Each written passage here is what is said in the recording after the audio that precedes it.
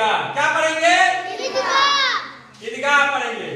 ये बहुत ही अच्छा कहानी है, प्रेरणादायक कहानी है और बहुत ही खूबसूरत कहानी है। एक नन्हे से बच्चे के इर्द गिर्द घूमता हुआ एक कहानी है। इस कहानी का रचयिता मुंशी प्रेमचंद थे। कौन थे? मुंशी प्रेमचंद। मुंशी प्रेमचंद जो है एक महान साहित्यकार, नाटककार, उपन्यासकार, लेखक थे। उन्होंने गरीबी पर जबरदस्त प्रहार किया। उन्होंने गरीबी पर क्या किया? जबरदस्त प्रहार किया। उन्होंने वर्तमान समाज में जो भी बुराइयां थी उनको प्रदर्शित अपने लेखनी से करने का प्रयास किया। उन्होंने कई महत्वपूर्ण उपन्यास लिखे, साहित्य लिखे, जिसमें गोदान, गबन, नमक का दरोगा जैसे कर्मभूमि पुस्तक उनका बहुत ही चर्चित रहा। उन्होंने ही ईदगाह को लिखा। कौन लिखा? मुंशी प्रेमचंद। कौन लिखा? मुंशी प्रेमचंद लिखा। आज उनको हम लोग उनके द्वारा लिखे गए कहानी को पढ़ेंगे, सुनेंगे, उनसे प्रेरणा लेंगे और अपने जीवन में आत्मसात उनकी अच्छाइयों को, इन कहानी के माध्यम से उन्होंने जो भी अच्छाई को उजागर करने का प्रयास किया उनको आत्मसात करने का प्रयास करेंगे। उनको क्या करने का प्रयास करेंगे? आत्मसात करने का प्रयास करेंगे। तो मध्य स्कूल YouTube चैनल में आप सभी का स्वागत है। यदि कहानी अच्छा लगे तो चैनल को सब्सक्राइब करेंगे, लाइक करेंगे, शेयर करेंगे, क्योंकि इससे बच्चों में शिक्षा और उनमें अनुभवों को सीखने में ये मदद करेंगे। आपके ज्ञान वर्धन करने में ये वीडियो मदद करेंगे। तो सब कोई लाइक करेंगे, देखेंगे, सब्सक्राइब करेंगे। चलिए आज हम लोग शुरू करते हैं ईदगाह। ईदगाह जो है एक बहुत ही मार्मिक कहानी है।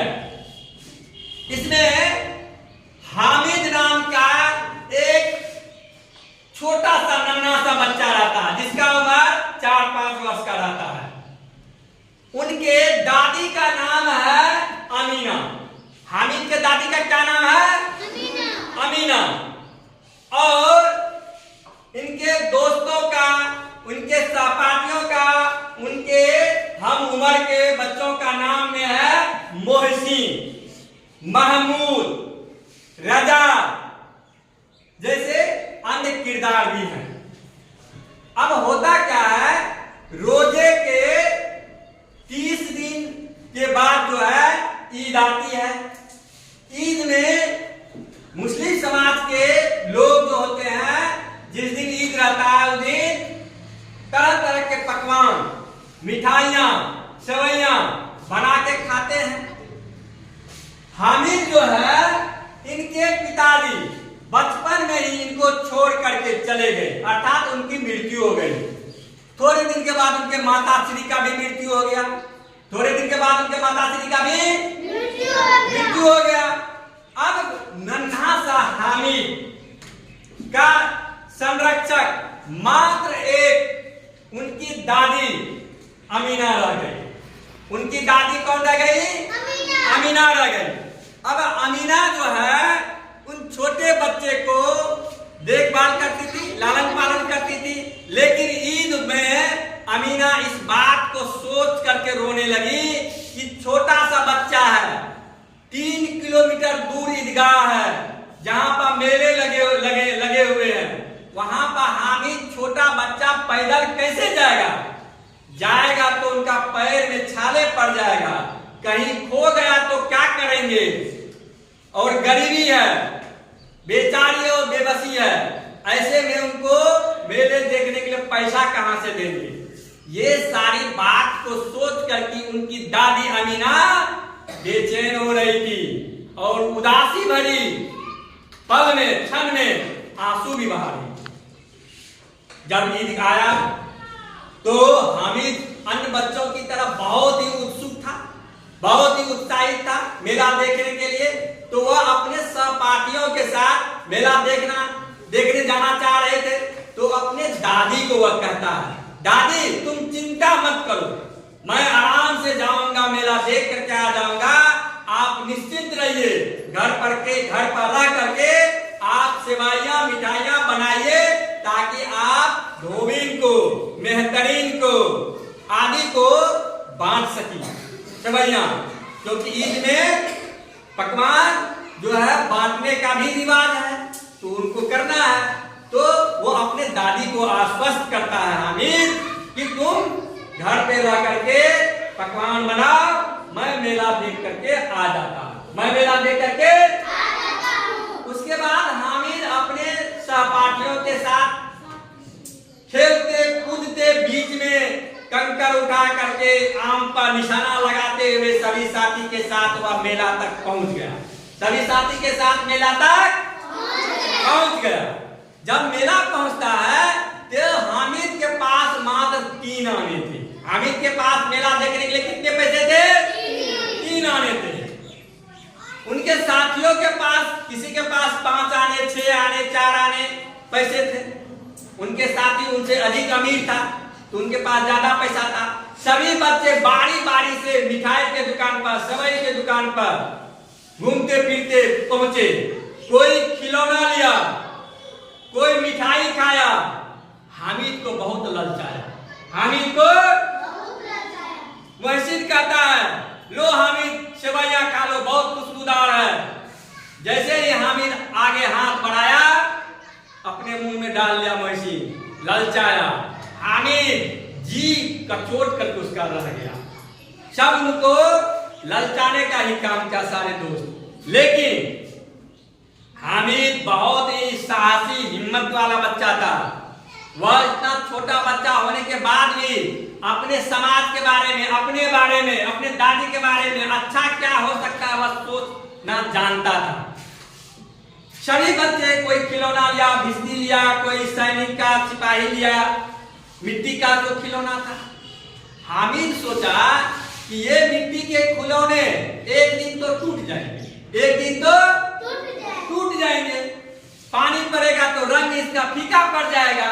मैं कुछ ऐसा लूंगा जो जल्दी खत्म ना हो सके, वह काम भी आवे। तो हामिद देखता था अपने दादी को रोटी बनाते हुए, अपने दादी को रोटी बनाते हुए। रोटी बनाने वक्त हामिद के दादी का हाथ जल जाया करता था। हाथ क्या होता था? जल जाया करता था। हामिद को बहुत कष्ट होता था कि उनकी दादी का रोटी बनाने में हाथ जल जाता था। अब हामिद के पास 3 आने थे।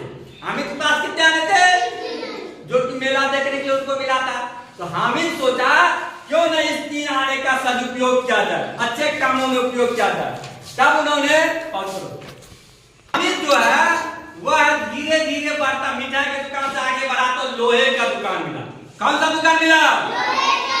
अब लोहे के दुकान पर जितने बच्चे थे उसको लगा मेरे लिए यहाँ पर तो कुछ है नहीं, हम क्या करेंगे, यहाँ पर रुक करके आगे बढ़ गया। लेकिन हामिद वहां पर रुक गया। हामिद क्या हुआ? वहां पर रुक गया और बढ़िया सा चिमटा खरीदा, बढ़िया सा।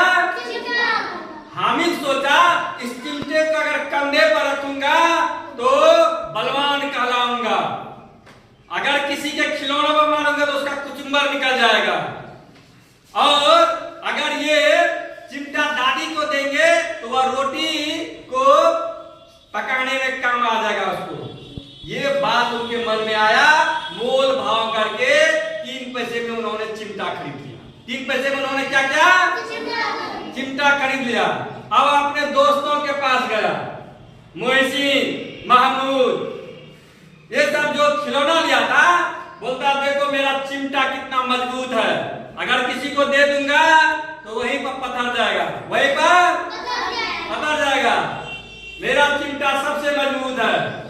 मोहसिन का मन ललच गया, महमूद का भी मन ललच गया कि हम भी चिमटा छुए, एक बार कंधे पर रखें। तो हामिद कहता है मैं ये चिमटा किसी को नहीं दूंगा, मैं ये चिमटा किसी को नहीं दूंगा। तो उनका दोस्त महमूद और मोहसिन कहता है, अरे दोस्त एक काम करते हैं, तुम मेरा खिलौना छू करके एक बार देखो, हाथ में रखो और मैं तुम्हारा चिमटा देखता हूँ। तो ये प्रस्ताव हामिद भी मान गया।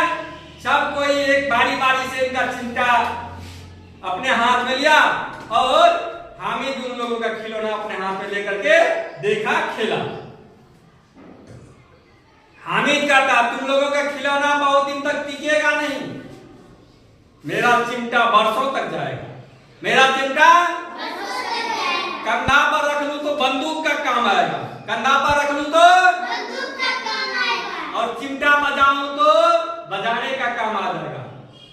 चिमटा बजाऊं तो बजाने का काम आएगा, दादी के लिए रोटी सेकने का काम आ जाएगा। कितना काम है मेरे चिमटा का। अब सब दोस्त उसका जो था पछताने लगा। ये तो सही बात है, हामिद का चिमटा तो बड़े काम का है, हामिद का चिमटा तो बड़े काम का है। इस तरह से अब हामिद मेला से घर के तरफ चला। मेला से कहां चला? घर के तरफ चला। घर पर पहुंच करके हामिद अपने दादी को दिखाता है चिमटा। दादी क्रोध हो गया, गुस्सा हो गया। अरे अभागा कैसा है, पैसा दिए तो तुमको सेवई खाने के लिए, मिठाई खाने के लिए, तो तुम चिमटा खरीद लिया है। तुम क्या खरीद लिया? चिमटा खरीद लिया है। कैसा लड़का है तू, तुमको मिठाई खाना चाहिए। अपराध भाव से हामिद कहता है, दादी आप रोटी बनाती थी तो आपका हाथ जल जाता था, इसलिए मैंने चिमटा लिया। खिलौना का भी काम आ जाएगा और आपको रोटी पकाने का काम आ जाएगा। अब दादी का गुस्सा स्नेह में बदल गया। कितना छोटा बच्चा है और कितना अच्छा बात बोल रहा है और कितना सोचता है, अपने दादी के लिए भी सोचा। अब दादी के मन में हामिद के लिए स्नेह उमड़ आया। दादी के मन में हामिद के लिए क्या उमड़ आया? स्नेह उमड़ आया। और प्यार से दादी अपने पोते से गले लिपट लिया। यह कविता बहुत ही कैसा लगा आप लोगों को? कैसा लगा? बहुत अच्छा लगा। इससे हमें क्या प्रेरणा मिलती है कि हमारे पास जो भी संपत्ति हो, धन हो, साधन हो, संसाधन हो, उसका हमें सोच समझ करके सदुपयोग करना चाहिए। सोच समझ के क्या करना चाहिए? सदुपयोग करना चाहिए। आप लोगों के भी जीवन में बहुत सारे मौके आएंगे, तो सोच समझ करके संसाधन का उपयोग करना सीखेंगे, उसका अच्छे कामों में लगाना सीखेंगे। इस कहानी से ये महत्वपूर्ण संदेश मिलती है। तो आज के लिए इतना ही, धन्यवाद।